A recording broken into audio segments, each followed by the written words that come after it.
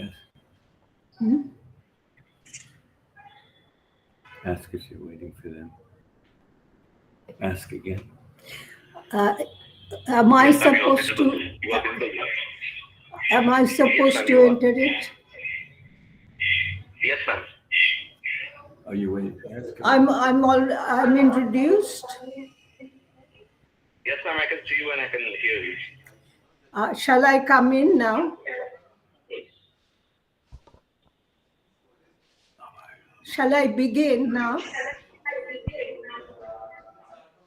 Just after a few minutes. For the inaugural. ঠিক আছে. Yes.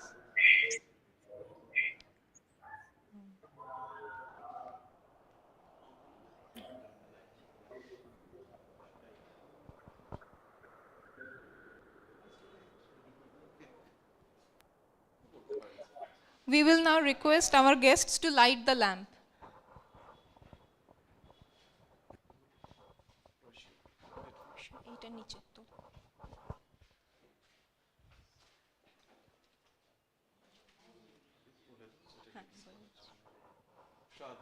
Sadhu, sadhu.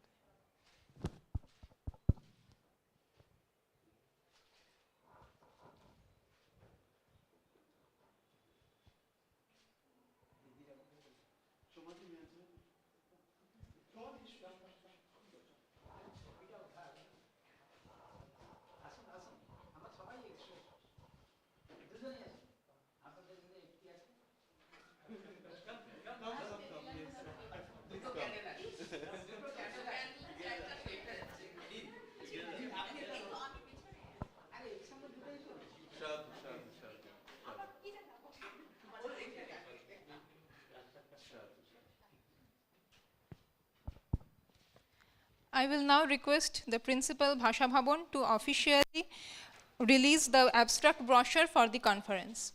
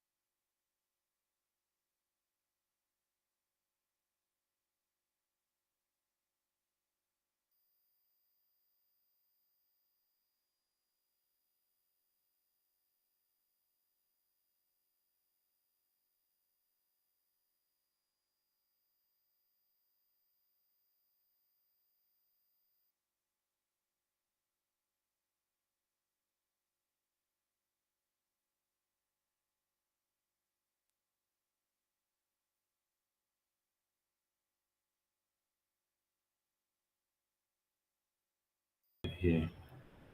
Just put your hand to your ear.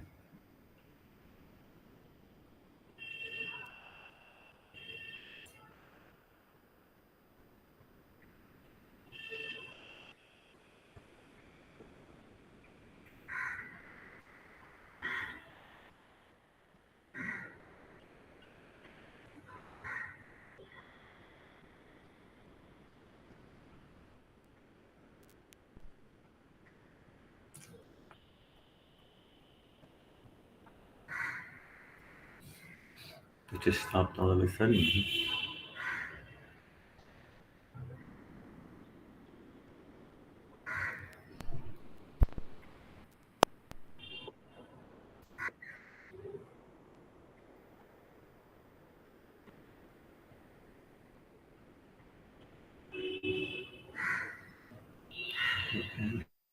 Here. So you're telling me you still can't hear? I can't hear anything. Yes, ma'am. Audio problem is going on. I think it will resolve soon. Thumbs up now. It's come up now. Put your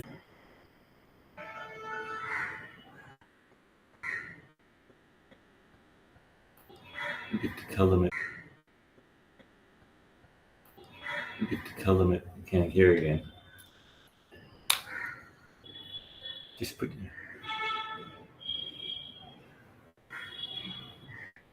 Of the country has been part of the prevailing discourse of decades now.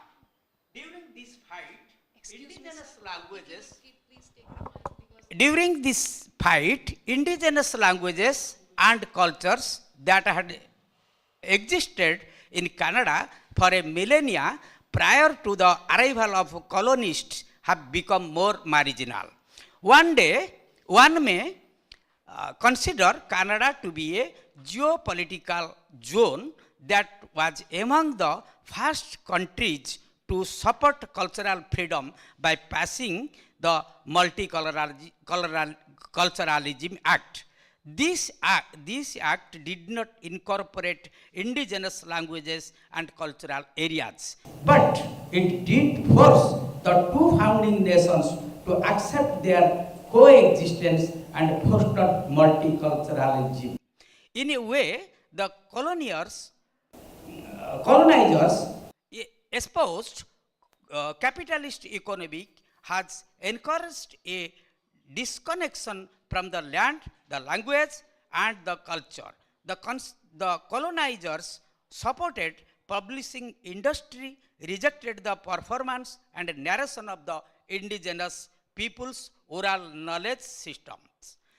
Nevertheless, nonetheless, indigenous people began writing in the colonizers' language and experimenting with that they had acquired as leftovers from their multiple interactions with the colonizers' literary system. Authors such as Lee Maracle and Janet Armstrong have demonstrated how writing may be used as a tool for decolonization. The goal of the conference is to identify the ways in which indigenous writers and cultures activists have been working within the two types of colonies over the past 50 years to challenge the dominance of the publishing industry and literary historiographies.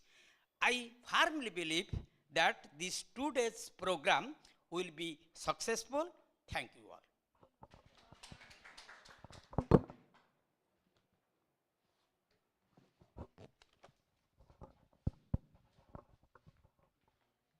Thank you, Professor Pradhan, for your inspiring words. I will now request Professor Himani Banerjee to deliver the keynote address, Colonialism and Settler Colonialism, Some Reflections. It is an online session over the Google Meet platform, and the relevant link for joining is available in the schedule. Professor Himani Banerjee is Professor Emerita and Senior Scholar at Department of Sociology, York University, Canada. Over to you, Professor Banerjee. Thank you so much, Sucharita. I'm sorry that I'm not able to join. I'm missing hearing you all, interacting with you. It would have been really fun to be there with you. But I'm really sorry that I couldn't do that. So am I visible? Yes. Do I have to press anything? No, you're visible. Keep going. So I have to get your forgiveness for not being able to be there physically. And it really is an honor and a pleasure. I've been associated with the Jadavpur University's Canadian Studies program for a very long time and met some of the members of Kolkata and Visva Bharati Jadavpur and Comparative Literature in Toronto, and spent some very, very good time with them. I recognized 2 or 3 people really well.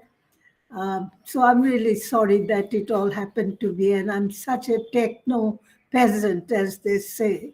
You know, working with elderly people is partly that problem, that we are not well versed in using these computers and other things that we have to deal with.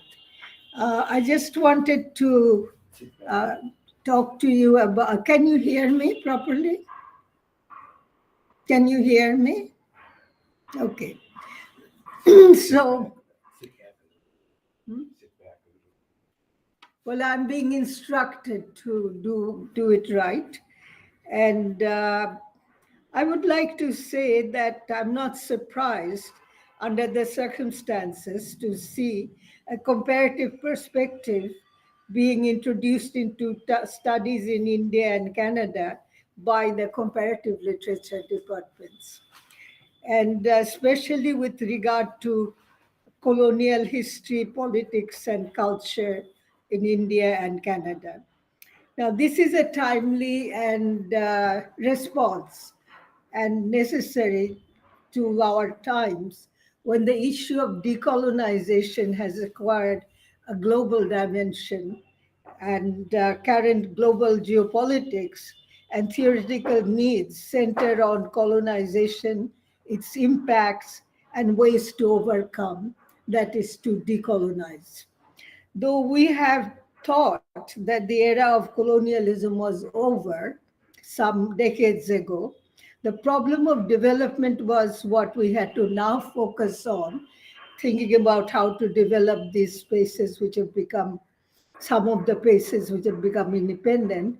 We woke up in that very process to how colonialism itself was still folded in the creases of our life, how we had normalized the consequences of colonization, how it shaped our ways of seeing, how the inequalities and injustices suffered by the majority in the world were born of colonization. If we are to properly decolonize, we must then come to an in-depth knowledge of how colonialism actually works and what socio-political systems it bonds with. So it's my effort here not to repeat what the talks are going to be, particularly on particular issues, but to actually supply some of the background, which you might know, but I still think needs to be insisted upon, clarified, and so on. Now, what we need to understand then, how the old colonialism of earlier times have, in 20th century's long period of decolonization in formal political manner, has morphed into 20th century's neocolonialism. These decolonization attempts have to be understood in the context of current crisis of neoliberalism than that of the older times in the last century or 20th century. This involves thinking beyond set patterns and being shocked into realizing that yesterday's victims can become today's killers. In this title, I borrow Mahmoud Mamdani's title from his book When Victims Become Killers, based on Rwanda genocide. And also, I think it would be of great importance for all of us who are interested in colonialism, decolonialism, and neoliberalism to read the introduction, at least, of this text.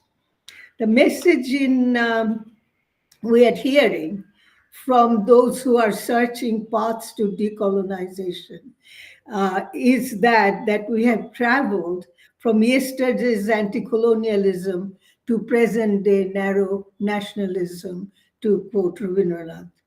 Worldwide movements of indigenous peoples, of those defined as others, within quotes, as races, castes, tribes, and religions, are speaking out loud, and we must place ourselves in their struggle. And it is also our struggle, insofar as all struggles for justice are a joint global struggle.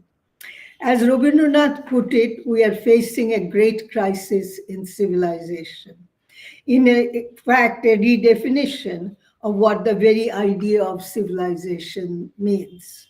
This is a huge task, but we must begin it somewhere, and one of the ways of doing it is to use it as is being done by Comparative Literature Department and their Canadian Studies focus. And this will clarify the perspective that we will need to understand colonialism. No social reality, after all, stands alone. No country, as no man, is an island. Today's conference is a piece of that task of making connection towards the world decolonization. Let us begin then by comparing two kinds of colonialism emanating from Europe, because we're talking about modern colonization, in its early modern era, along colonialism, settler and non-settler, as the prospectus of this conference suggests. When I was writing my PhD thesis in a Canadian university on political culture in India, I became aware of different types of colonialism. Though all forms of colonialism emanated from the heart of European capitalism, all targeted countries of the South, as well as of Americas, Australia, which they named as such, I noticed a significant difference between those places where Europeans settled and where they did not.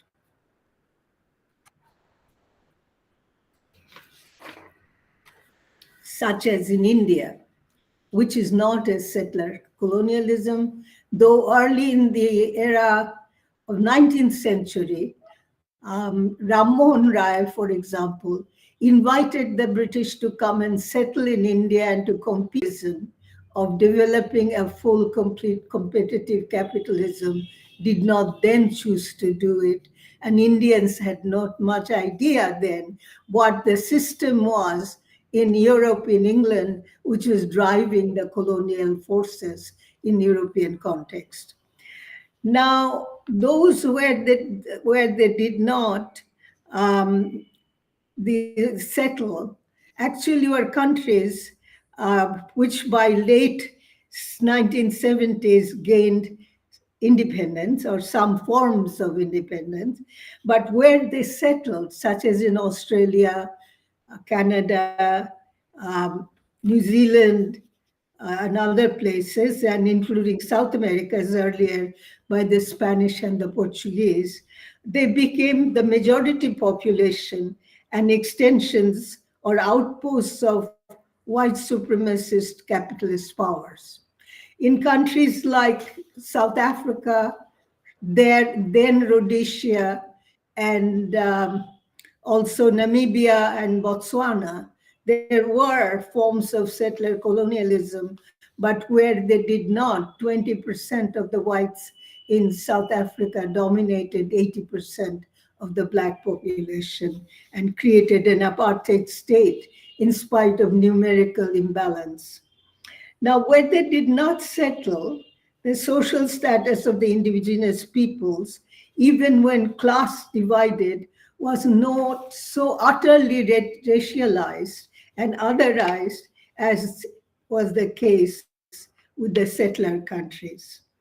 In countries like India, their claims of Indian anti-colonialists are more substantial, their resistance more militant, and not necessarily armed.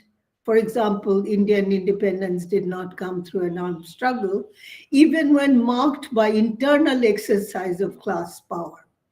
This made me feel that different colonial histories definitely needed to be compared to get a clear view of issues of social production, of state formation, of citizenship, cultural status, who are dominated in the settler and the not settler context.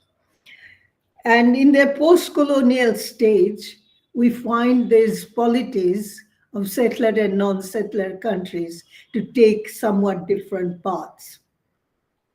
Furthermore, it is needed to overcome this comparative perspective that the myth that colonial hegemony is all engrossing, all powerful, as some Western anti and post colonial critics claim, need to be challenged. For example, long ago, there was this tradition started from the works of Albert Memmi from his book Prospero and Caliban, Colonizer and the Colonized, and books that talked about the absolute content substitution of the pre-colonial peoples into being a perfect other of Europe.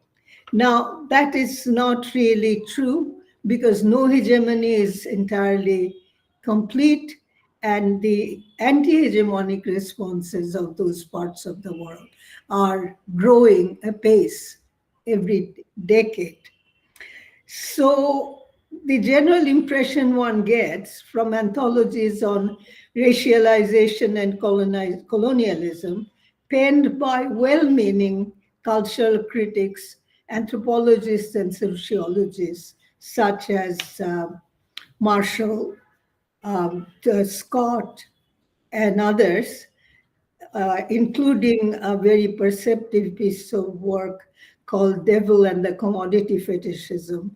All of those tell us that colonialism is not complete, as do the literature of peoples in Canada, for example, Thompson Highway, Lee Miracle, Beatrice Culleton, and some others have already been actually mentioned by the first talk that it was given.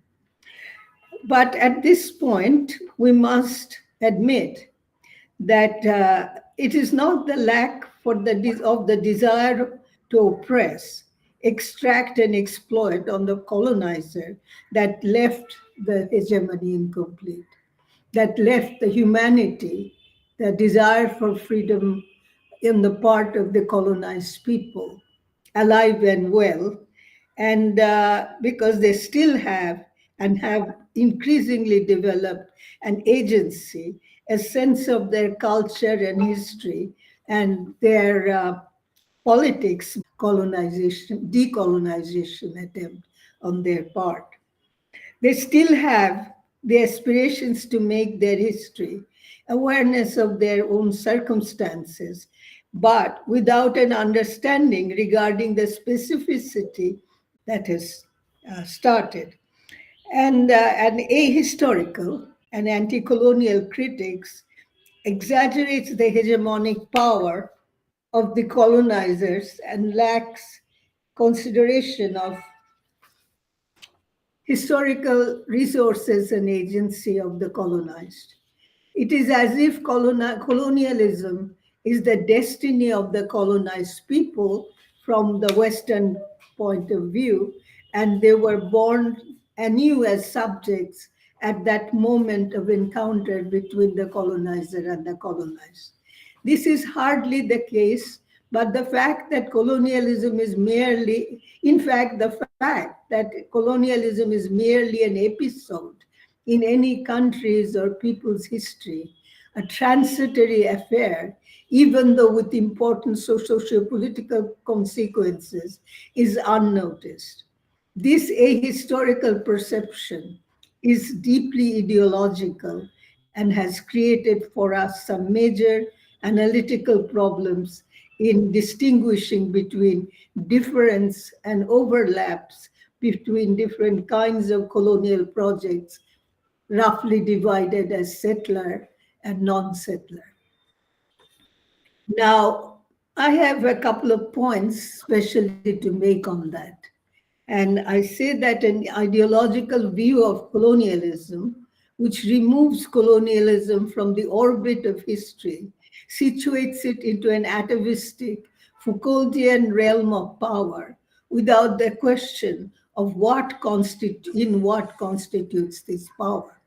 What makes power power if we adopt the Foucauldian realm scheme? Though these theories pervasively foreground the fact of domination, the Foucauldian and anti-colonial, post-colonial radical theories, its presentation in terms of subjectivity and culture tells us only half the story. What makes such projects succeed, this colonialism succeed, and post-colonial deformation succeed, is not clarified in an ahistorical presentation, a social presentation. It lacks the awareness of historical determinations, many determinations, both the colonizer's part and that of the colonized. This ideological stance leaves us with a wrong kind of epistemology or method of knowing for historical research, social inquiry, and political practice. In this instance, modes of social production and reproduction of both the protagonist, the colonizer, and the colonized need to be taken into very serious consideration. Otherwise, differences, similarities between these confronting forces with their particular modes of production and polity become indecipherable to us. This explains, the difference between modus operandi of colonizing India, China, and many African countries. The occlusion of the developmental state of colonizing powers, of the historical stage of capital, prevent us from understanding strategic and tactical approaches to, let us say, Spanish and Portuguese colonization in the 16th century, and those of France and Britain from the late 17th century onwards, that is the early modern period. The facile generalization that all colonialism is ultimately only colonialism, colonization is colonization, should not make us neglect the fact that all of them emanate from certain particular historical stages of world development of capital and the specific history and the modes of production of the countries they encroach upon. So capitalist forces expand in colonialism and countries into, and their history is substantially different from the countries into which they encroach. This becomes clear if we compare pre-capitalist colonialism to post-capitalist ones. We do know that there was colonialism way before modern colonialism. But those who are qualitatively of a different nature, Europe was not constituted as Europe at that time. The invention of Europe had not happened. And at the same time, their ways of living point. Similarly, Mughal and British ones can also be compared. This is still more evident in the latter case, as Mughal presence in India was not a typically colonial enterprise because it did not refer back to any focal point of centralized empire, such as Rome, such as Athens, and their kingdoms who are not tributary political economies. So they settled down in that sense in the parts of the world, which is in West Asia and even northern Afghanistan and so on, and in northwest India, and a Buddhist, and who wrote the Buddhist text of Milinda Panho, and he was himself a Greek. And so the fact is that that these countries, their colonialism, including Mughal colonialism, did not refer back, and to quote Samir Amin, were not tributary powers. And it is also important to notice that in this settler colony, if we call it such, that in that the Mughals remained in India, and relatively very few people compared to the entire population of India were from the northwest provinces or from places and areas from which the Mongols came and invaded. And they did not bring with them a new and radically different mode of production or worldview, which is why Buddhism became extremely intelligible and adaptive cultural Perso-Arabic culture, and I'm not saying only Muslim, but Perso-Arabic culture that entered India, was able to absorb elements of Indian culture, language formations, in art, in ways of life, sense of beauty, pleasures, and leisures. So, if anything, they're coming into India, changed them from warring nomadic tribes into an imperial model. Nor were they numerically superior and excluding of the indigenous population. And by indigenous here, I mean labor, raw material, and market. Settler colonialism in India, in Canada, US, and Australia rested wholly on territorial conquest. Initially, the land, and even later, the land is the issue. Land was the basis on which everything depended. Here, colonization was crucially dependent on population transfer. Excess population, so called, from England, Holland, and other European countries, ruthlessly displaced by the existing population. And this type of people, agricultural activities, because of the encroachment or because of the encroachment system by the landlords in combination with the capitalist traders and early industrial sectors. So what they had to do was to be sent away. There were not enough prisons to keep them. And Daniel Defoe, in his book, Moll Flanders, talks about such people that are being sent to US, for example. And there are many pieces of writing done by Canadian authors who talk about incursion of the Europeans, including a huge population of Irish origin called Barnardo's Boys, as an example, who are sent to Canada to actually manage the so-called population problem at that time. So colonialism was a way of population administration or management that was adopted by the rising industrial powers. So the first task of the settler colonies was the creation of settlement by giving incentive to local, to their own home countries' population, and the assertion of complete control of indigenous economy and establishment of important economy, local economy, which served the colonizing countries.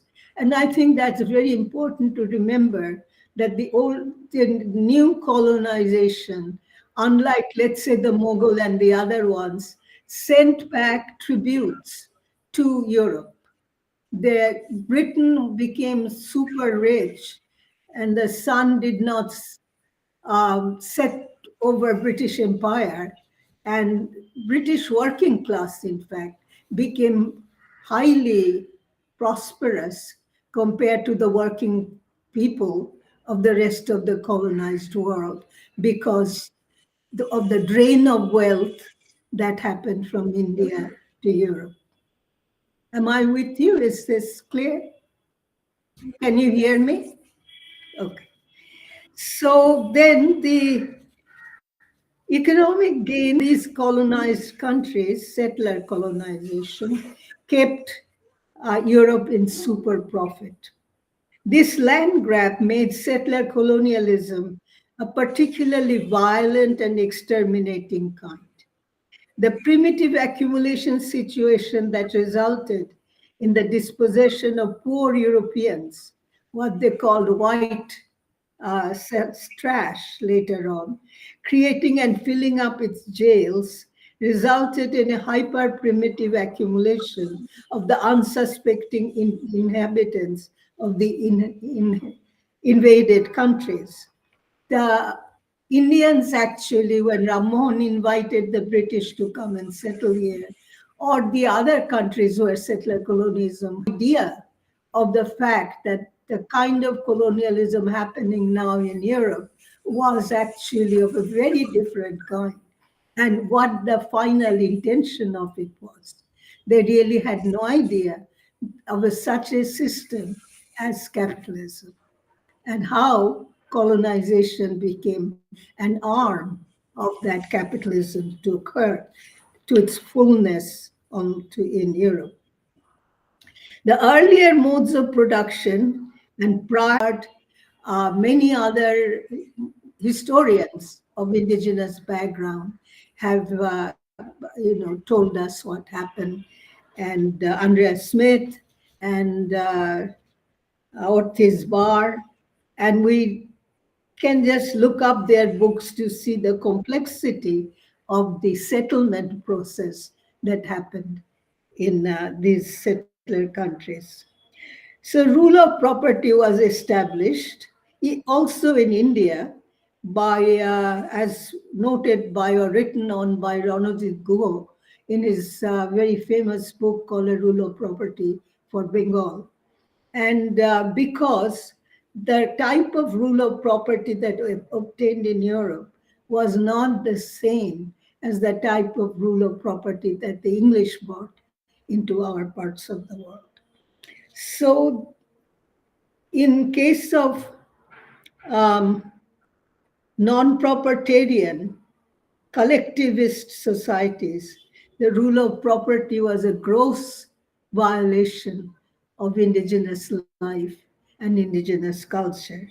Deaths and disappearances were accompanied by the creation of what in Canada is called the reserves, which are segregated areas for living of the indigenous peoples. Treaties were made in some cases, and others, such as in British Columbia, non-treated, unsettled, unceded land was also forcibly taken over. So the role of death and disappearance is very important to keep in mind. Indian reserves, I mean the American Indian reserves, were actually models for South Africa when they colonized South Africa, created it into an apartheid society, and made these Bantustans. There was one very famous person as a chief of Bantustan, and Transiske, South Africa, Gacha Buthelezi.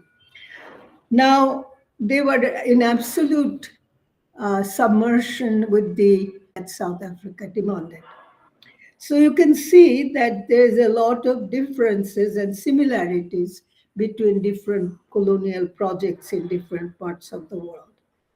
And the reserves in Canada, for example, placed the earlier peoples in special legal systems targeted at them by what they call the Indian Act, their exclusion from which was composed by the settlers.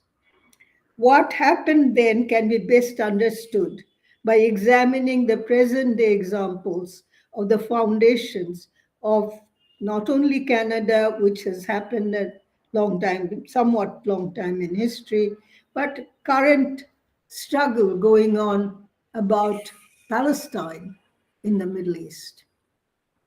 Israel provides an archetypical case of settler colonialism involving expansionist land occupation. begin with Balfour Declaration in 1970, taken over by the British Palestinian Mandate, then handed over to the incoming, and this is in 19th century, 20th century, early 20th century, which didn't have any history of Holocaust at that time. So what happened then in Palestine was a powerful land occupation, which is now still expanding. Israel has no border. And through settlement processes, where over 700,000 new settlers have occupied the land that was supposed to have been Palestinian um, uh, uh, life space. So population expulsions, dispersal, segregation, and the erasure of previous modes of production, ranging from nomadic to agricultural and trading, have been eliminated or put aside from sight, and very well described by a great cultural critic, Edward Said, in his autobiography called Out of Place, whose family was expelled from Haifa, went to Cairo, left Cairo, went to United States, a perpetual nomadism as early as in the 1920s and 30s had already um, descended upon that area. So also is the assertion or testimony of Avi Schleim, who was the PhD supervisor of Ilan Pappé, a very famous Israeli historian, who also talked about himself as a hybrid identity of an Arab Jew because his family came from Iraq. So all these practices, which of changing, erasing previous modes of production, culture, ways of life, etc., lay at the bottom of the foundation also, of course, of Canada, US, and other settler countries. As some of these projects started as early as the 18th century onwards, their existence was actually, for a while, normalized in the era of colonization or expansion of capitalist colonization. And we had, in the case of India, when our independence struggle started, people became, like Rabindranath, aware of these aspects of the colonization process that took place in various parts of the world. So what happened to us is an amnesia ruled the West. By us, I mean Western, I shouldn't say us, but I do live there for the last 50 years. I think that there is an amnesia that ruled the West until about the end of the 1950s. From then on, beginning with other anti-colonial movements and decolonization struggles, their success and the question of land ownership raised vehemently by those excluded, marginalized, sent to residential schools to be completely changed, as they say, to take the Indian out of the Indian. And by Indian, again, I mean Indians of Canada, Aboriginal, indigenous people. Now, this realization came through the 50s, I would say post-war, when many countries, like liberation struggle to begin with, and then moved on to a socialist struggle. So resistance and protracted ownership struggles began a long time ago. A virtual war, open and hidden, started. By hidden war, I mean various kinds of cultural resistances, plays written by people like George Riga, The Ecstasy of Rita Joe, and other writings that were taking place did not initially talk of militancy, but actually accomplished a great deal of militancy. That was not just armed struggle, which also happened by the American Indian movements, by Dennis Banks in Kenora in Canada, and so on. So the Canadian state and the indigenous peoples, for example, of Oka, which is in Quebec, as most people know of Canadian studies, engaged in an armed struggle. And this armed struggle was the only time ever that Canadian army was engaged in with Canadian population of indigenous people. The first time Canadian was around Komagata Maru, and the first time Canadian Army was engaged was in Oka struggle. So Mohawk people of Oka engaged in a protracted struggle. So the ambiguous citizenship status of the indigenous peoples, not only in Canada, but Australia, for example, or in US, where they were exterminated more effectively than they were in Canada, and Australia also, became a central legal machinery of the state, which has been sought to be amended now, but has a long way to go.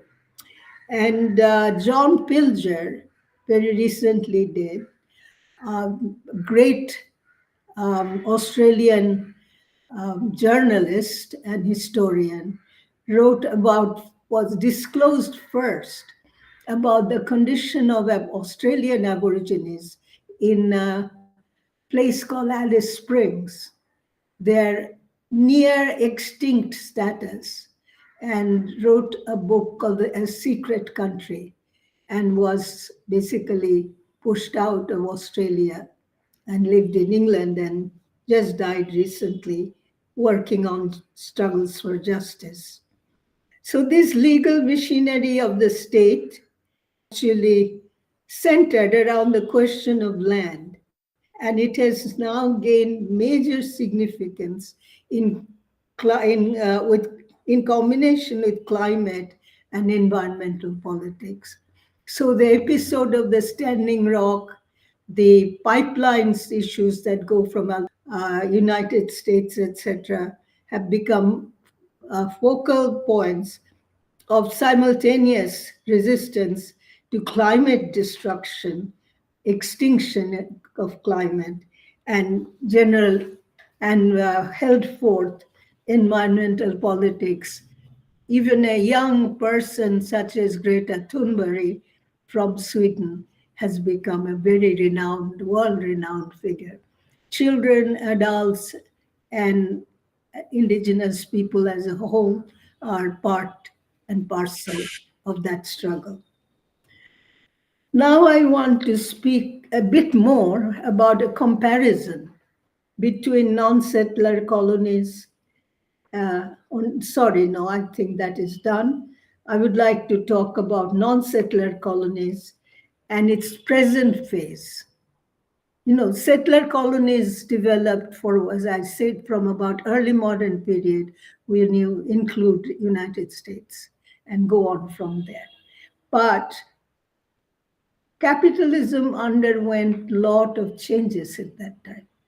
It's no longer the same capitalism on which people like myself relied when we studied relied when we studied colonialism and even independence and nationalist movements.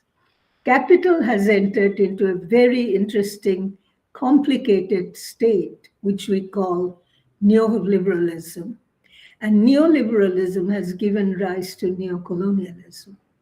And neocolonialism is, roughly speaking, the erasure of any collectivist enterprise on the part of the state to sustain and alleviate the situation of the deprived, land deprived, work deprived, marginalized people. We no longer think in terms of trade unions, be Well, because most countries have lost big formal sector enterprises where trade unions work. What we have are now called gig economies, temporary workers, three, multiple job seeking by the part of the people. And the polity of capital is now thriving, not by collectivization or collective capitalist corporate enterprises even, but by competitive business as the moral and economic staples of these people. So, however, the self-perception of the small businessman, frankly, is not so different from the self-perception of the corporate enterprises. The ethics of competition, the ethics of struggle of each against all that Hobbes talked about, the fact that there is solidarity has become practically a unimportant concept now, which we used to talk about once before, that harm to one was an harm to all. All these notions have disappeared. And the self-image, I would say, at quoting Hobbes or Adam Smith, who was nicer than Hobbes, is that of Homo economicus, the capitalist man as the idealist man. So obviously, this does not call for the kind of civilization, this kind of culture of compassion. For example, Rabindranath talked about in the work he did, and his lament of the loss of that in the Second World War in his iconic essay, about a crisis in civilization. Now, again, we're facing a huge crisis in civilization. It's evident for all to see. You don't have to look beyond your telephone to see what is happening in the world or in our countries at large. So I would like to then go on to say that while marginalization of the original peoples in the settler colonies meant that their exclusion from productive labor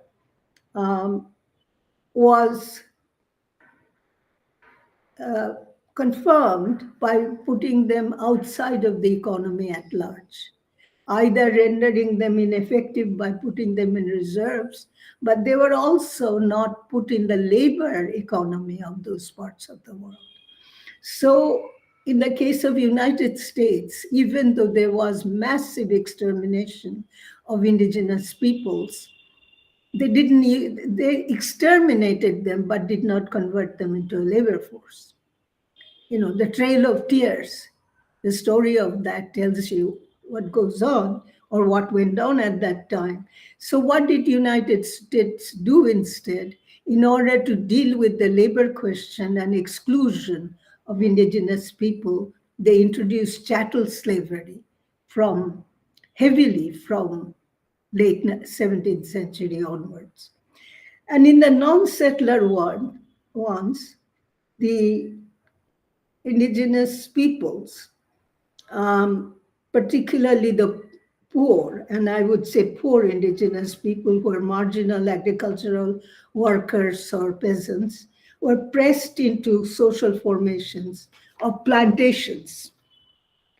So jute, indigo, tea, cotton, those became the staple crops that they engaged in producing. And as you know, written by Dinobandhu Mitra, Nil Darpan, for example, the indigo mirror, all these, and tea, Chakor Darpan, all these mirror plays actually gave a vivid depiction of the lives and struggles of those indigenous people. And the middle class got absorbed in bureaucratic and white-collar labor.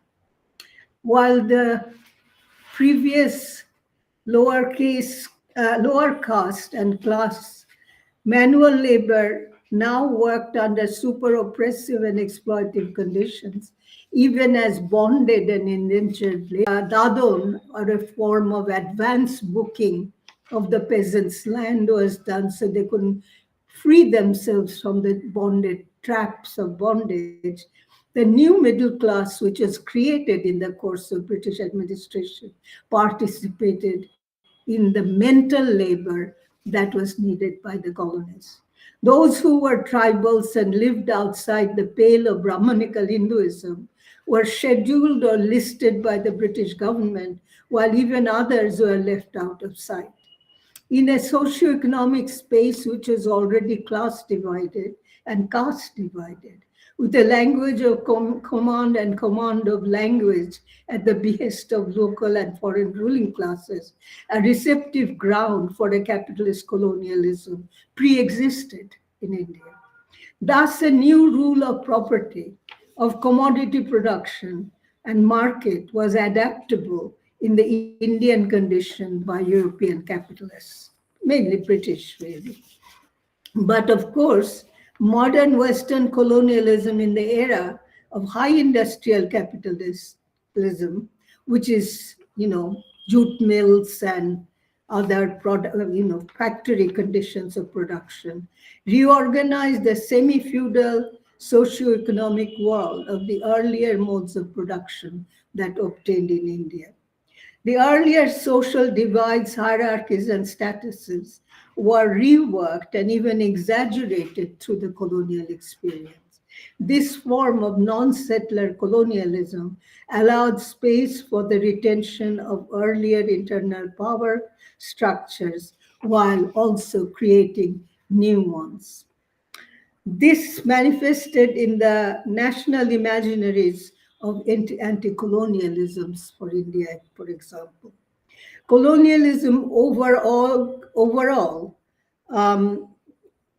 for all groups and classes in India, was not equally oppressive. And Rabindranath points this out in his essays in Kalantur, as well as in something, and Gora, his novel. And he says that they were not equally oppressive to the middle and higher classes, but ethnic groups and castes and so on. New beneficiary classes had developed in our Indian non-settler space. There was, in other words, social oppression both before and after the colonial era. So then before I move to the conclusion, I would like to mention that resistance to colonialism, which can happen through various legal forms, extra-legal, extra-parliamentarian forms, through ideological struggles as well as armed struggles. Actually, perhaps for us, have become most important and knowable in the work done in the cultural area. Political culture and culture of politics in India, for example, has created enormous new interest in the writings of, and not just recently, in the writings of the Dalit writers, in the writings of various against caste oppression, and of course, resistances through poetry, novel, etc. My first book in this context was Poison Bread, anthologized Dalit literature by Arjun Dangle. And I also read Namdev Dhasal. I read all this different Om Prakash Valmiki, Jutan, Urmila Power. I mean, we can go into a very rich development. And what I am noticing is that this area of literature from tribal origin and about tribal origin, such as Mahashata Devi, for example, and others from Sundarban and Gujarat and other parts where low caste and tribal people actually inhabit, there's such a wealth of literature that is worth studying. And this gives us an opportunity to study caste, but not only caste, but the formation of social power and differences through caste, through gender, through sexuality, and ultimately even through um, the study of economic and forms of production. And one of the ways of dealing with it has been affirmative action, what we call in India positive discrimination. But in other ways, postmodal commission in particular, caste has become centered, and the and that is really important because earlier politics of class was not very sensitive to these other social oppressions, which are also economic oppressions, and and showed how class is formed through social differences and divisions of labor. Um, and I think that is very important. And the book called Republic of Caste, for example, I consider to be a very important book in this context. There's an altogether new look at Indian polity that had not happened before. But also simultaneously, those who lacked caste understanding, for example, should not be contrasted or contradicted by those who are lacking in understanding of class. Just as class is not possible without caste, without racialization, without various forms of cultural and social hierarchies, nor is the other tenable. So I would like to mention in the context of Canada, people I grew up with and knew, such as Lee Maracle, for example, um, Janet Armstrong, Beatrice Culleton, Joy Harjo, Beth Brandt. And actually, as Indigenous people do not obey the borders and boundaries between US and Canada, you might include with it all the US writers who also are struggling through cultural production. And we should not trivialize, because culture is one of the most powerful ways of waging struggle in a long-term way and cultivating the soil of consciousness on which all the social movements and struggles for equality take place. So, having said that, and noticed that in the comparative literature department in Calcutta and in Shantiniketan, more and more interest is given to Dalit literature, with regional literature, with languages that have been not even considered languages. All this has been a very new and important move. And I personally, who grew up in a much more traditional kind of thinking about class and class struggle, have learned a great deal and hope to learn, feel very enthusiastic about these new initiatives being taken. One was very important thing of the task of translation, transportation, transparency, and then old notions like transcreation and so on. So I am hoping that this will give us some sort of I'm trying to give a sort of a summary of efforts made by others and observed by me. So I will continue a little bit on the question of culture, and with a very hard word to swallow, the question of genocide. Now, this word has been around for a long time, but not that long. It is after the 1940s or 50s, 48 really, that the word genocide became a common usage, and the International Court of Genocide was started at that time.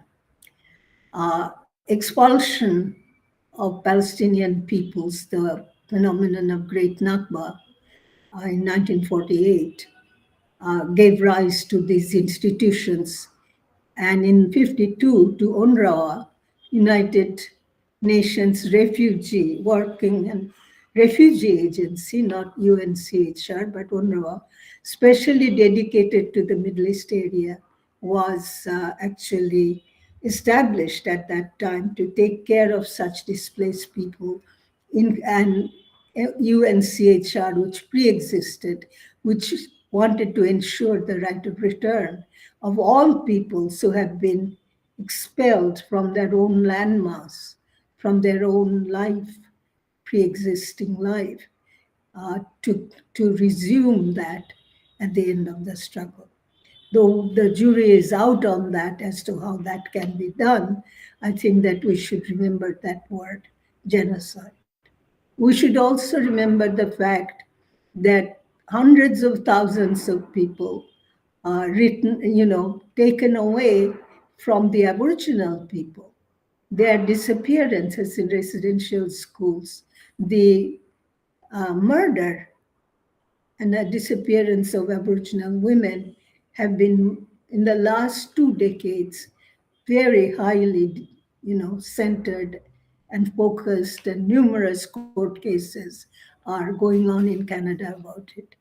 So what is genocide is not just simple matter of extermination. It is also the cultural killing of people.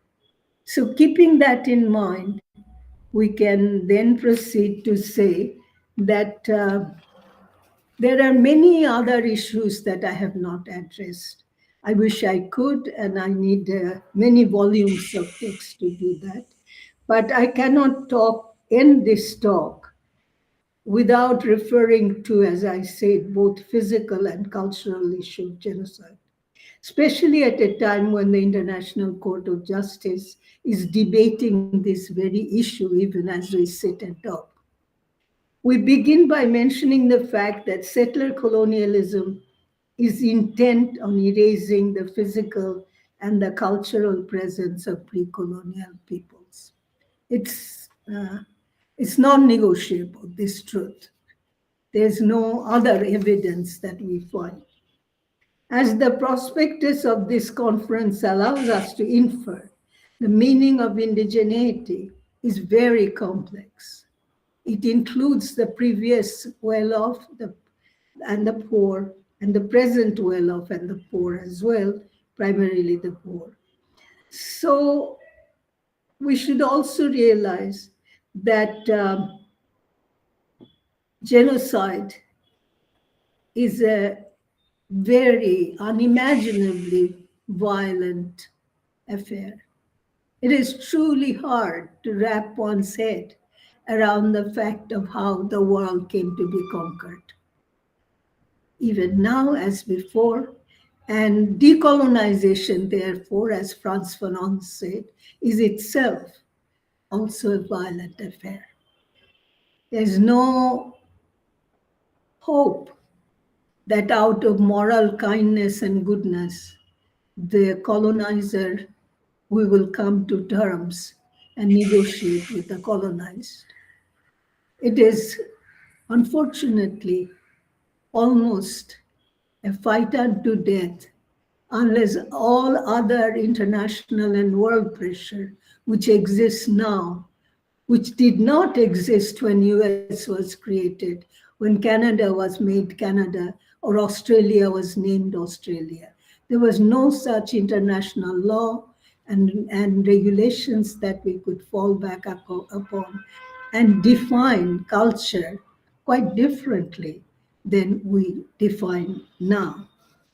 So I think that the idea of genocide is not only, as I said before, physically exterminationist, but culture in its broadest sense is a very big part of the definition of a whole people, their named agency for their struggle. Canada, for example, has been formally listed for this in history and practice. It is actually in the list of International Genocide Commission for physical but also cultural matters. US, Australia, and some African countries, such as Namibia, has been charged with the same culpability, and Namibia charges now against Germany, who destroyed the Herero people. And between 1904 to 1908, they exterminated the entire population of Hereros. And there is a very great book by Morenga, by a German writer called Tim Uwe, who talked about how the Hereros he was a doctor, and it's in the guise of a doctor's diary that they talk about the settlement of Namibia and Botswana by the Germans and the Dutch and the English later on in South Africa. So this expression, genocide, then, has been resurrected in contemporary politics and in the context of present times is looming large as a plausible occasion, a plausible situation. Speaking situationally, some of these genocides are old and others are built anew on top of the structure, the base of those. All new cases involve earlier exterminations connected to colonial practices. This is the disappearance of whole communities of people, related cultures, some irretrievably, has been normalized. Whole swathes of ways of living, languages, scripts, art forms, moral values have been lost in history, and others lost in translation, biased in favor of the dominant hegemonic gaze, hegemonic perspectives. Indigenous resistance, anti colonialism, and decolonizing struggles have sharpened our vision. Everywhere, territorial, physical, and cultural militancies have taken up the task of recuperating and making of new histories, of cultures, of ways of life, of ways of validation, of social production and reproduction. This resistance is not a parochial particularist thinking.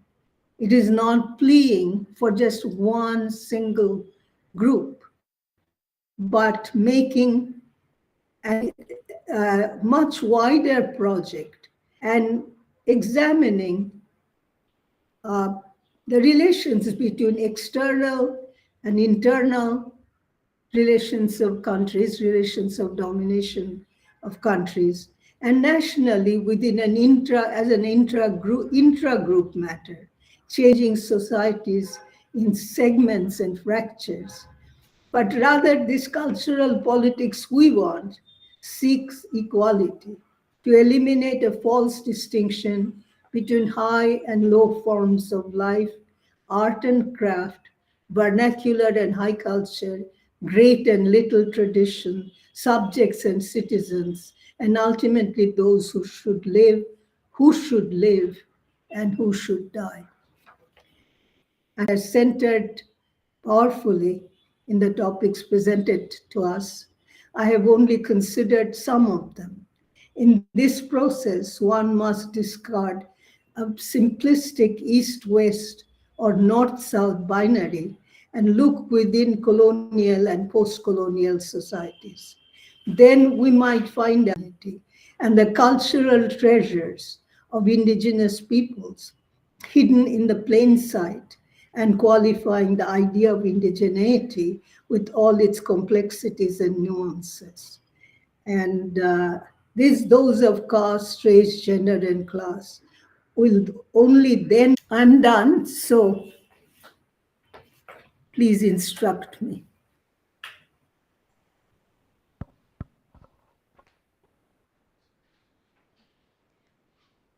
Thank you, Professor Banerjee. We will now take a short tea break, and our next session will start from. Thank you so much, Himanidhi. We want it would have been lovely to have you here over. Sorry, Ankana, to interrupt you. Himanidhi, thank you so much for that meaningful intervention. It set the right note of this conference, and I would say a task that you have given us is very difficult for us to match that task, but I fondly recollect one evening at your place on Bloor and Nothington when I was just back from Truth and Reconciliation Commission, and that remains a part of my PhD thesis when you say that when truth has to be told, reconciliation becomes impossible. So this process of reconciliation and state-sponsored reconciliation and resistance of people who have been wronged across colonies, multiple forms of capitalisms, multiple forms of capitals, they have emerged, which you have pointed out. Understanding that is what we are probably trying to do at the center when we teach texts by Lee Maracle, Janet Armstrong, Beatrice Culleton. I'm also reminded of the texts that you have referred, which became our theoretical framework, I would say Peter Kulczycki, or for example, National Crime by John S. Milloy, of how we look at not only forms of colonies but also forms of nations, nationhood, and the contribution of the indigenous people in understanding, I would say, the word nation, of how they understand the idea of nation, First Nations. And very interestingly, I would say that we have been trying to do that here, honoring the indigenous people on the indigenous land that we are standing. You have again and again reminded us of Rabindranath, who in a way was extending this idea of understanding my land, my indigeneity, our indigeneity, through his, I would say, walks in Sriniketan, where he was extending, he was talking about rural reconstruction, he was talking about rural extension, he was talking about education as a major trope of decolonizing, and how for him culture became that trope of resistance. And Shantiniketan probably is a manifesto of a post-contact zone of what education could be, how we could incorporate those. So thank you so much for being a mentor to many of us, like including Sucharitadi, myself. They would all agree that without you, and I would conclude this section by asking a permission from you and remembering Manav Babu, like our teacher Manav Babu, like the contribution both of you had in promoting, in instilling this faith in us that probably literature is a way of understanding all these complexities of the world. Without taking sides, literature gives us this, allows us to explore these possibilities. And we three of us, with our three areas of specialization, be it Africa, be it Latin America or Canada, we have tried to extend what you people have been doing. Maybe not fruitfully, because we do lack your scholarship, we lack our teacher scholarship, but you have definitely allowed us to explore paths. And thank you so much for joining us. That was excellent, and let's see if you have opportunity to publish this, because this will remain a seminal document for all of us, because this is something. Thank you so much. Thank you so much. So we now break for tea. You also have tea. Take care, and can we say hi to Mickey? Like, he has been instrumental in doing things. Hi Mickey, hello. Hello Mickey. Is he around? Hi There Mickey, he hi Mickey, is. hi Mickey. Please Hi. allow. Yeah, hi. Hi. Hi. So thank you Thank you so much. ever Thank so you. much. Thank you so much. I'm very grateful that being asked to do this. It's not just academic matter. It really is a largest moral issue in the last 300 years, is the taking over of lives and minds and cultures of people across the world, and their desire to become fully themselves. So I want to thank you, and I will at some point send you this to you as an organizer, my piece, and you can, Thank you so much. give it to students, whatever you think you want to do. Thank you so much. Thanks Thank you again. so much, Himanidhi. And we are going to end the conference with a valedictory note by none other than Dakshin Kumar Chara, who would bring issues of nomadism as a way of life, and looking at land, the capital land issue.